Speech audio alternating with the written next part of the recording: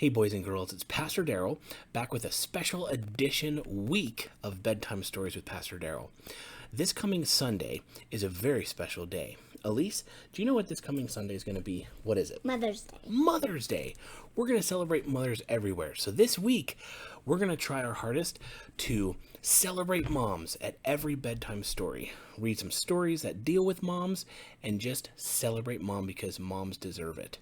So Elise, let me ask you, you have a pretty great mom, don't you? Mm-hmm. What's one thing, tell all the boys and girls out there, what's one thing that you really love and appreciate about your mom? I love that she cooks dinner for us, and she is funny sometimes. Yeah. So she cooks dinner and is funny. What's your most favorite meal that she makes? Spaghetti. Spaghetti. Oh yeah, spaghetti's good, isn't it? Well, cool. Well, hey, we're here to read a bedtime story, so what do you think? Do you think they're ready for the bedtime story? Sounds good. All right, boys and girls, without further ado, here's tonight's bedtime story. The Kissing Hand by Audrey Penn. Illustrations by Ruth E. Harper and Nancy M. Leak.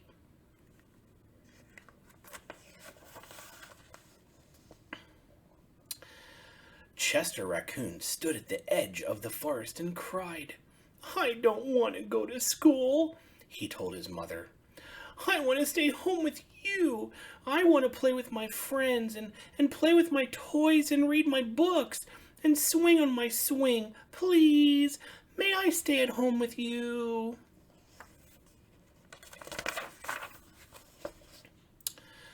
Mrs. Raccoon took Chester by the hand and nuzzled him on the ear. "Sometimes we all have to do things we don't want to do," she told him gently, "even if they seem strange and scary at first. But you will love school once you start."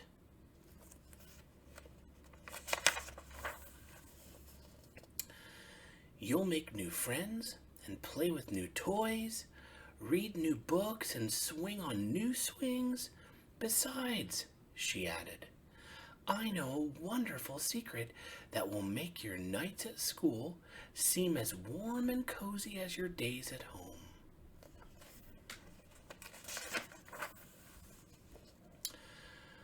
Chester wiped away his tears and looked interested. "A secret? What kind of secret?" "A very old secret," said Mrs. Raccoon.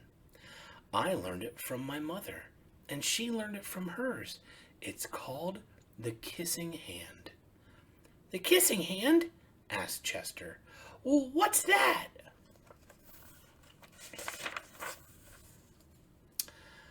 "I'll show you." Mrs. Raccoon took Chester's left hand and spread open his tiny fingers into a fan. Leaning forward, she kissed Chester right in the middle of his palm. Chester felt his mother's kiss rush from his hand, up his arm, and into his heart. Even his silky black mask tingled with a special warmth.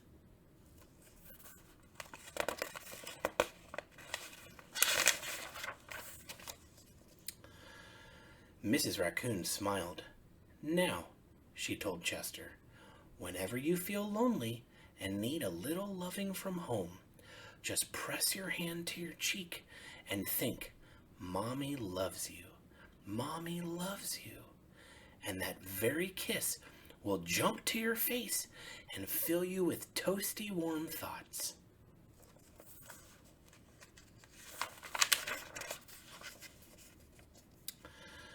She took Chester's hand and carefully wrapped his fingers around the kiss. "Now, do be careful not to lose it," she teased him. "But don't worry.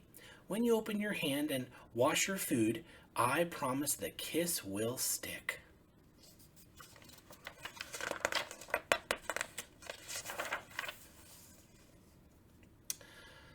Chester loved his kissing hand.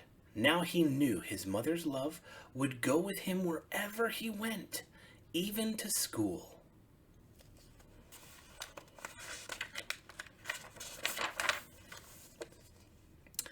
That night, Chester stood in front of his school and looked thoughtful. Suddenly he turned to his mother and grinned. "Give me your hand," he told her.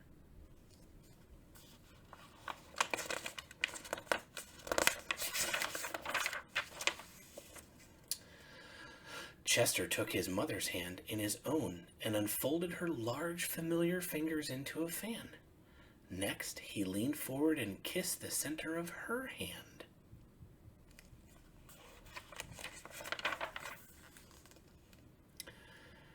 "Now you have a kissing hand too," he told her. And with a gentle "goodbye" and "I love you," Chester turned and danced away.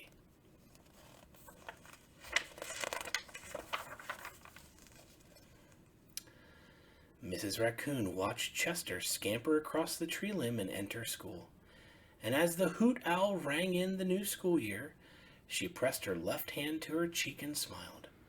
The warmth of Chester's kiss filled her with a heart with special words. "Chester loves you," it sang. "Chester loves you."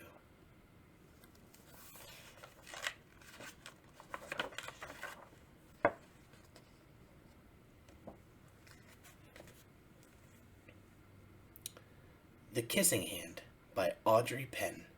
Illustrations by Ruth E. Harper and Nancy M. Well, hey, boys and girls, we hope you enjoyed that story. There's just something special about a mommy's kiss, isn't there? Do you like when mommy gives you kisses, Elise? Yeah? Something special about mommy's kisses. Hey, boys and girls, as you're going to bed tonight, as you prepare for bed, I'm going to encourage you to give your mom a big hug. Let her know that she is loved and that you appreciate everything that she does for you, okay? So that's my bedtime challenge here in our bedtime stories video. But it is getting late. We pray that you have a good night's sleep, that God watches over you, and that you wake up refreshed for tomorrow's adventures. So, hey, Elise, it's time to say goodnight. So you want to tell all the boys and girls out there to have a good night's sleep and maybe dream of dinosaurs or something? I don't know. You want to say goodnight? Good night. Wait, you got to look at them in the camera. Good night. Good night, kids. We love you. Have a great night's sleep. Good night.